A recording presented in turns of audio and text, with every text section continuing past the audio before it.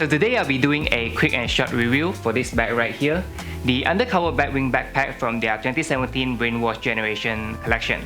So the reason I'm doing this is because this particular item has always been one of my grail, and I find that it is highly elusive and mysterious, as you can barely find any information or articles or even features that offers you a closer look to this bag. So since I am fortunate enough to get my hand on one of these, I thought I'd offer you guys, or to those of you who are interested, to have a closer look at it. I want to start by clarifying that I'm in no financial position to actually own one of these, as their price is insanely high. So I'm just lucky enough to actually have the chance to get up close with them, personal like this, and do a short review for you guys. So yeah. It actually retailed for $1,500 in Japan and over $2,000 in overseas market. So when they were released, there were 3 colorways. They have the black and a beige one, which are plain without the graphics, and of course the third one is this, the graphic version. So let's get right into the details of the bag. As you can see here, the most prominent feature is definitely its protruding bat wings, which is sticking out from the back. And the bat wings itself is actually a standalone piece, which are attached to the bag by Velcro. Before I acquired this bag, I actually had 2 thoughts on my mind. Number 1 is, how do you even walk and navigate around with these huge wings sticking out of the bag, right? And number 2, how do you even ship and deliver these things? They are so massive. Initially, I thought it would cost me a couple of $100s just to ship it, because looking at how massive they are. When I was quoted the shipping fee, I was surprised because they are only like 500 to 600 grams, which are insanely lighter than what I expected. When I received them, I understood why.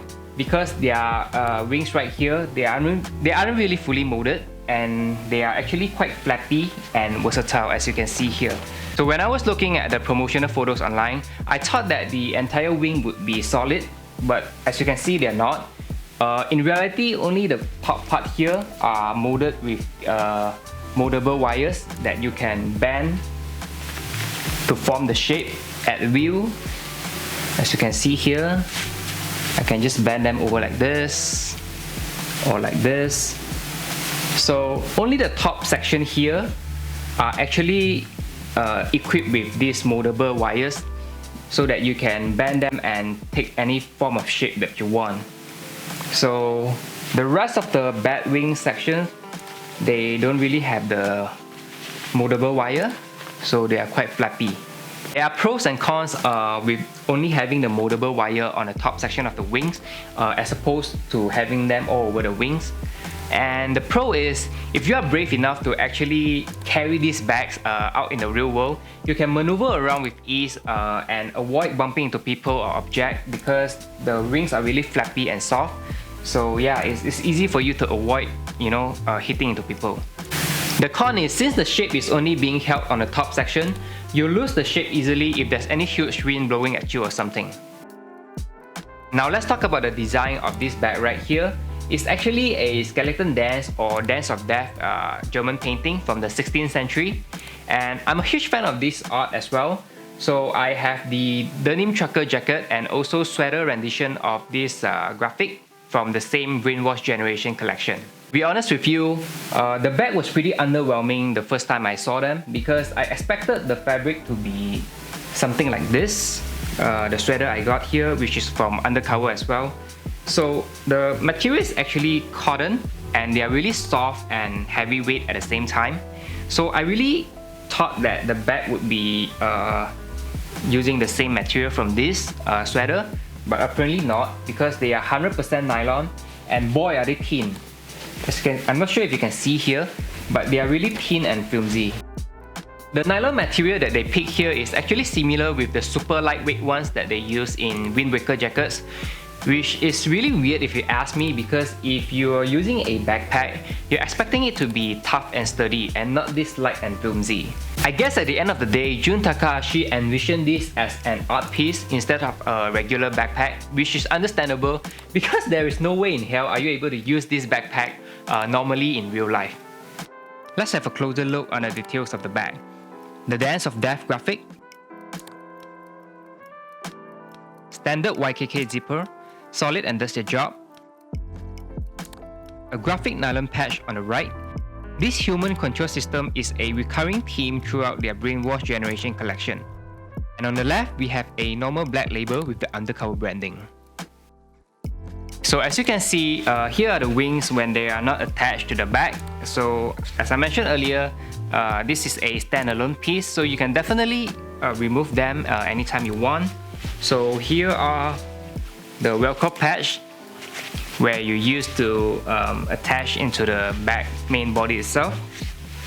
And so you can see here the wings are actually really flappy and versatile because there isn't really anything that is inserted, you know, to hold their shape.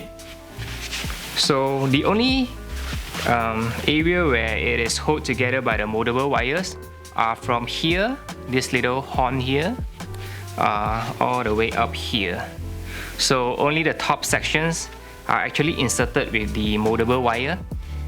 So you can bend them forward, or you can bend them backwards, or like this. So basically any shape that you want, as long as it's within this area. See, you can just bend them anywhere you want. Yeah, that's pretty much it. And over here, we actually have a waist strap as well. So if you would like to wrap it around your body when you carry them, you're free to do so with the strap, with the buckle. And that's pretty much it, I guess.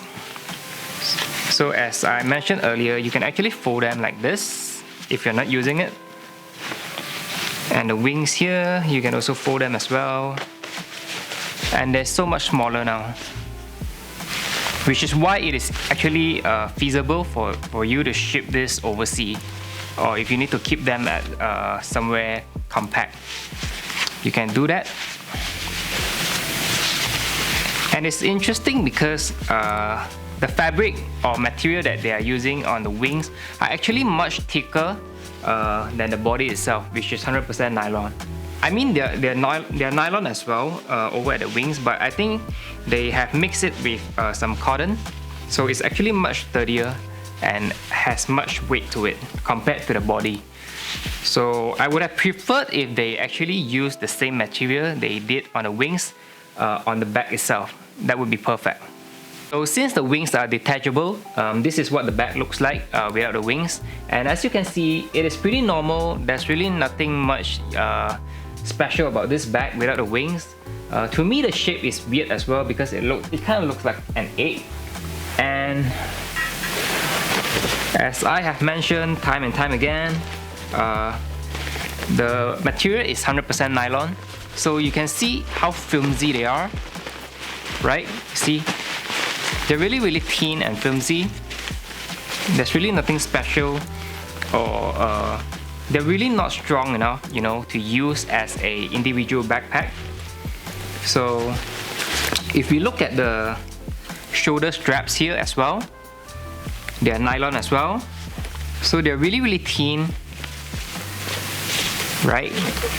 They're really, really thin. I wish that they would have added some paddings to it, because when you're carrying the bag, I guess you would need some kind of support, you know, so that it could be more durable as time goes on. And looking at the bottom itself, there is no padding as well. So it's really, really thin and flimsy. So here are the patch, the Velcro patch, where you attach the wings to. And that's pretty much it, I guess. So if you're looking to use the bag for a simple lunch, or just to meet up with your friends, things like that, you're definitely able to just carry them without any problem.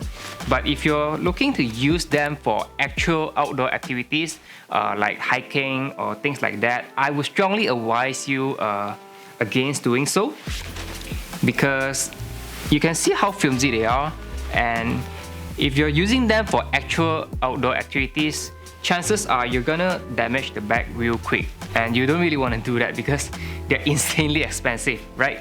So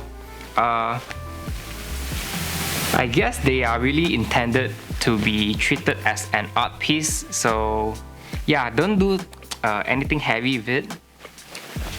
I know it's ironic, right? You're paying so much for a backpack, but you can't do much with it. So if you're treating it as an art piece, it's totally fine. So there are only 2 compartments for storing your belongings, and this outer layer and the inner main compartment. So let's have a look at the outer layer. It's pretty basic, and I like that the inner are also covered with the graphic. It's a nice little touch. However, as far as storing goes, this is pretty basic, right? There are no special compartment slots like smaller ones where you can slot your cards in or keep your smaller items like USB stick and things like that. So yeah, it's pretty basic.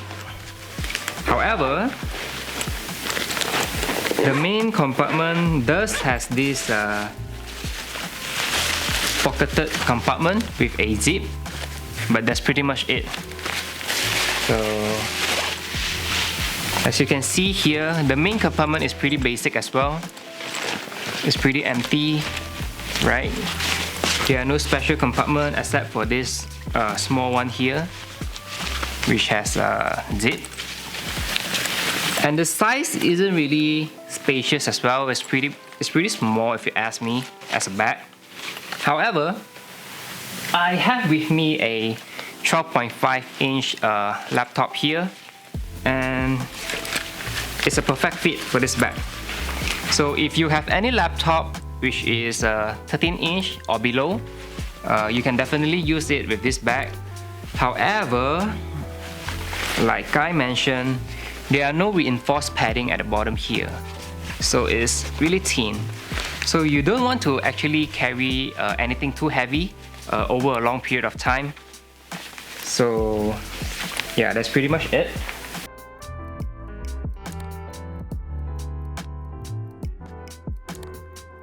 So to sum it up, I really love the execution and concept behind this Bat Wing Backpack, because if Jun Takahashi didn't really present it to us, we wouldn't really see a product like this in the real world, right?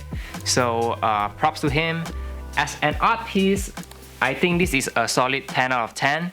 But if you're viewing it as a regular backpack, there are obviously a lot of things where you can improve, right? So as an art piece, it's definitely 10 out of 10 for me.